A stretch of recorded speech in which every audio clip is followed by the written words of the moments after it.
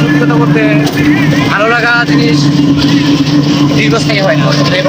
এটা হোক ধান, নারী বা ফ্যামিলি পার্সন বা যে কোনো বিষয় হইতে পারে। টাকা হলে মানুষের মুখে হাসি দেখা যায় না। রাইট। মুখের হাসি তখনই হাসে যখন তার মনে সুখ পায়। রাইট। ঠিক আছে, তো এগুলা আসলে কঠিন জিনিস, সবাই হাসতে পারে না। শতকরা 99% হাসি মাঝেই দুঃখ থাকে।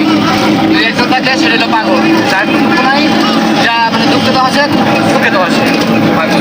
আর বর্তমানে পৃথিবীতে সুখী মানুষ পাগল ছাড়া কোনো ব্যক্তি নেই, এটা বাস্তব। সত্য খারাপ লাগলেও এটা সত্যি কথা। রাইট।